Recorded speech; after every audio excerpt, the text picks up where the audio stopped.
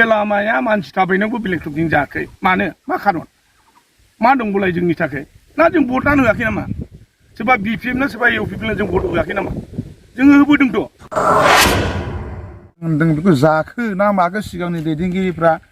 एबा बुङोबाथ' बिपिएफनिबो नांगोन बिपिएफनि बेवहाय मावथिफोर जायफ्रानाखि सिगांहाय दायथ' लादों बिथांमोनाथ' मेरला खारदों होननानै मिथियो। हेल' लोगोफोर दिनैहाय आं चिरां डिस्ट्रिक्टनि नैबे खैला मैला ओमफ्राय आमगुरि थाना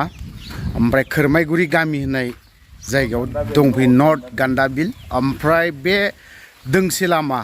नोंथांमोननो आं खोन्थानो नागिरदों बा शेयार खालामनो नागिरदों थांनाय 17 बोसोरावबो बे लामाया जायाखै आरो नैबे दा 17 बोसोरनावबो जायासैबा दिनैनि बे आरो खुंथायाव थानाय बे जायगाखौ दासिमबो नायसनाखै बा नुसनाखै थ' बिदिब्ला आं बे लामाखौनो नोंथांमोनजों एसे शेयार खालामनो नागिरदों। नांगौआथ' गोबां दङ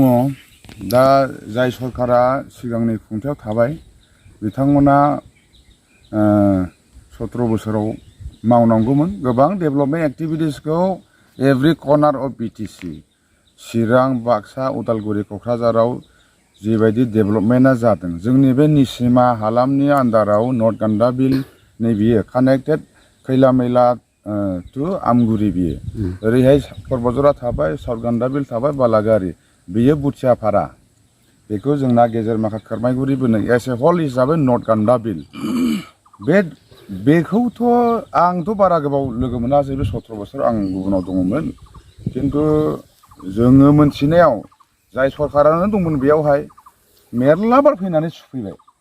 मेरला बार सुफैबाय जासिगोन होननानै बुङो इलेक्सन समफ्राव फैनानै नैबे लामाखौ जागोन बे उमुगा जागोन ओरै डेभेलपमेन्ट खालामगोन होननानै खिन्थु जोंथ' रिजाल्ट नुवाखै दिनैसिमबो दुखुनांथाव माने दिनैनि दिनावबो नैबे लामाया जे जायाखै जोंनि बे बेकवार्डसिम जायगाफ्रा गुबुन नोंनि ओजोंहाय सा ओनसोलाव बागमारा बिथिनिनो ओरैहाय नोङो नायहैयोबा ब्लेक टपिं जाजोबदों दा जोंना नैबे बोरै थालांखो जाय दायथ' गोनां बिबानगिरिफोर दंमोन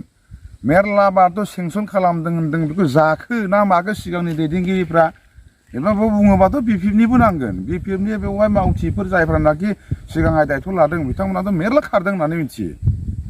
दा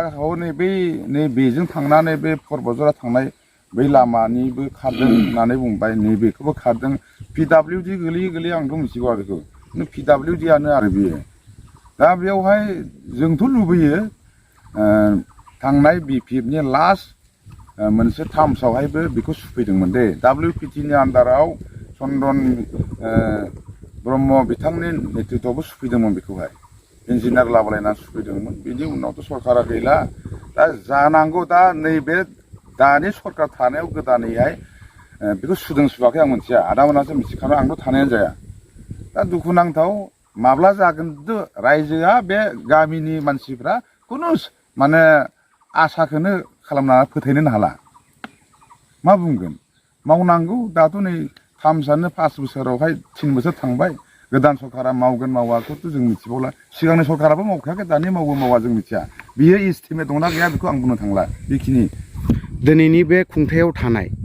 जाय सरकार दिनै प्रमद बर' सरकार इउपिपिएलनि सरकार दङ दिनै बिथांमोना गोबां समावनो जायखिजाया समावनो बिथांमोना मिथिं दावथिङै बुङो जोंनि सरकारा गोबां डेभेलपमेन्ट जौगाथायखौ लाबोबाय लामा सामा रड आरो गोबां जायगायावनो दिनै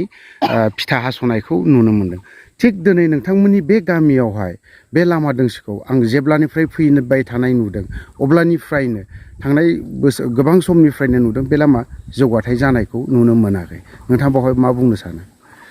जौगाथायनि बेलायावथ' जोङो दा जोंनि बे 17 बोसोर जिहेतु बिपिएफआ सालायबोदों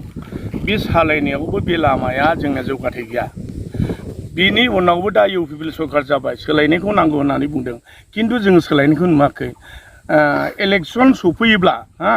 बिथांमोना फैनानै मोजां बाथ्रा बुंनानै बे लामाखौ जोङो इलेक्सननि सिगाङावनो सुनानै इलेक्सन बायबा जोङो ब्लेक टकिं खालामनानै होगोन एबा दै खुख्लाबनायखौ जोङो प्रटेक्सन होनानै होगोन खिन्थु आसलथे बियो 17 बोसोर बा दानि गोदान सरकार बे मोननैयावबो जोंनि बे लामाया गोदोसोनानै दं आसलथे बे लामाया खुरखानानै थांजोब्बायमोन आङो निजेस्स' गावनि हाखौनो दहला खालामनानै लाबाय बे आंनि हाखौहाय नैबे लामायावहाय आङो खोनानै होदों माने रायजोफ्रा फैसा खांलायनानै बेखौ JCBजों बुरनानैहाय लामा खोना होदों आरो ओमफ्राय बिनि उनाव आंनि हाया दा दिया दख्ला जानानै थाबाय फैयै फैबावबाय आरो नै BTC इलेक्सन जाबाय UPPL सरकार देरहाबाय ओमफ्राय नेक्स्टआव आरो UPPLआ जेननानै MCLA जेननानै आरो BPMआ देरहाबावलायबाय थिग बेबायदिनो ओरै फारसेजों देरहानानै मावनांगौआव फारसेया जेनहैलायबाय फारसेया देरहालायबाय थिग बेबायदि जाबाय थादों आरो दिनै जोंनि लामा दिनै आनडेभेलप जानानै थादों दाथ' दैबाना फैला जोङो थाबायनो मोननाय नङा बे गासैबो खुरखालांजोबगोन बेनिखायनो आङो बुंनो सानदों जिहेतु दानि सरकार बे सरकारा गोख्रोङै बे जोंनि लामाखौहाय मावनानै होयोब्ला जोङो जोबोद मोजां मोनगौ आरो बहनाथ' जों नागरिक हिसाबै बयबो होखानांगौ मोन्थाय दं सोरबा सासेनो होबाय सोरबा जेम्सनो सोरबा निर्मलनोबो होबाय जोङो खिन्थु दिनै जोङो जेबोखौनो नुनो मोना थिग आं बिनिखायनो आं खावलायदों दानि गोदान सरकारा जुदिबा बे खामानिखौ मावना होयोब्ला जोङो बिराद गोजोननाय मोनगौ आरो दाथ' दैज्लां फैला जों थाबायनोनो मोननाय नङा स्कुल थांनाय गथ'फोरनि हान्थामेला माबायदि सोलिदों बेथ' हान्थामेलाथ' दैज्लांला बिदिनो गासोम गुसुम थांनांगौ माखासे हाब्रुबारियावनो बे लामाया बबेनिफ्राय बबेसिम थाङो बे लामाया खैला मैलानिफ्राय आमगुरि थांनो हायो बे लामाजोंनो बांसिन थाबायो मानसिफ्रा गोबां जोङो जायगायाव नुदों मोसौ होलांनो हाग्रायाव होलांनायावसो ब्लेक टपिं जादों खिन्थु जोंनि बे लामाया मानसि थाबायनायावबो ब्लेक टपिं जायाखै मानो मा खारन मा दंबोलाय जोंनि थाखाय ना जों भटआनो होआखै नामा सोरबा BPMनो सोरबा UPPनो जों भट होआखै नामा जोङो होबोदोंथ' सोरबा सासेखौ मोजां मोननानै भट होबाय आरो सोरबा सासेखौ रायजोफ्रा भट मोननानै मोजां मोननानै भट होबाय खिन्थु दिनै जोंनि थाखाय बे लामायानो थाबाय जाथावै जाना थाबाय बेनिखायनो आं खावलायदों आरो 2024आव दिनै 24आव मोनसे इलेक्सन फैगासिनो दङ बे समाव बिथांमोना बिनो फैगोन नोंथांमोननि गामियाव अब्लाना नोंथांमोना बिथांमोननो मा फोरमायहरगोन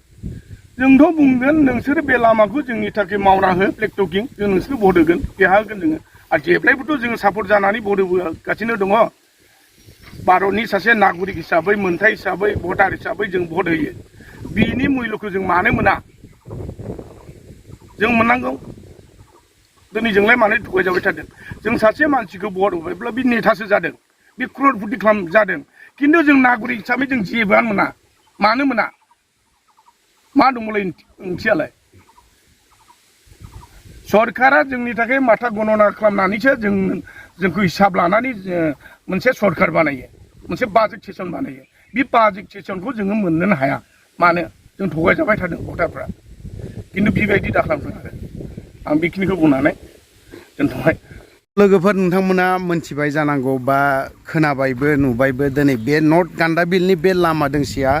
ओरैहाय थाङोला आमगुरि सहैयो ओमफ्राय ओरै थाङो खाथि थाङोला खैला मैला दिनैहाय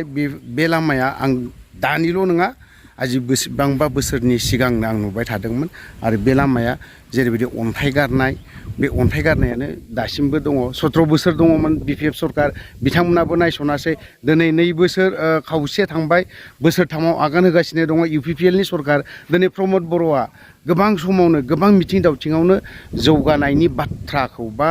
लामा मावनाय बा डेभेलपमेन्टनि बाथ्राखौ गोबां समावनो बुङो थ' दिनै बे नर्थ गान्दाबिलनि बे लामा दोंसेखौ नोंथांमोना UPPLआनो जा सोरबा BPFआनो जा नोंथांमोना फैनानै नायफैयोब्ला मोजां जागोन होननानै आं सानो थ' दिनैहाय बे थिबु उनावहाय मोनसे नैबे आंनि उनावहाय मोनसे लामा दङ बेयो नैबे बे लामा ओमफ्राय खाथियावनो दै खुरखानाय नोंथांमोना नुदोंबो जानो हागौ थ' आं बारा गोलाव खालामबाय भिडिअखौ बेवहायनो दोनथ'बाय जय बर' हारि